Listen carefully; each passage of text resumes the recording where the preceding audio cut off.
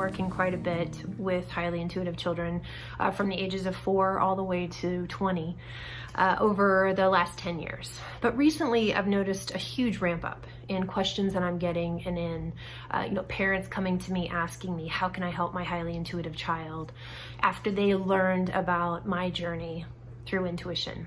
So I wanted to share something. You may have a highly intuitive child, and it's pretty common. I think we all have these abilities. It's just a matter of some of us might be dialed up a little bit higher naturally. But I wanted to share a little tip for you guys, because it can be extremely overwhelming and scary if you are a highly intuitive child, and if you're a parent of a highly intuitive child. So let's say your kid is talking about seeing somebody in the corner, or grandpa who has passed away is in the corner of your room. Believe them. That's the first thing I want to stress. Just believe them, even if you don't want to, or you just think this is impossible. A lot of times kids are seeing spirit, and they're seeing things that adults can't see. Secondly, if you have a highly intuitive child and you already know this, you already know that they are seeing things, hearing things, experiencing stuff that you aren't, and it's scaring them, they can set the rules. I went through this. I kind of went through it on my own.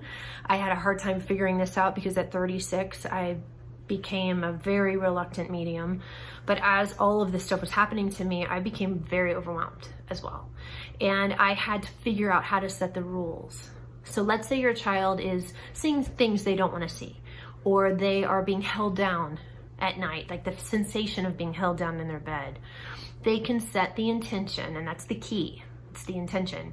They can set the rules. They can literally get a piece of paper and write 1, 2, 3, however many rules they want to make. First rule could be, I do not allow anything in my room or anything in my house that's not good for me or that scares me.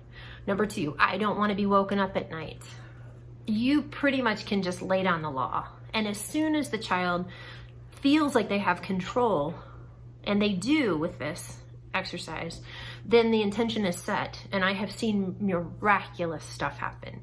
I've seen kids who haven't slept for months immediately that night start sleeping and never have an issue again. So I know it sounds like, it's too simple to work, but it works, and it's key. If you're highly intuitive, you have to set boundaries. That's one of the biggest things I've learned through my journey. So again, feel free to reach out to me. I am at KierstenParsons.com. I do volunteer my time with families of highly intuitive children, and I also work with law enforcement and grieving parents.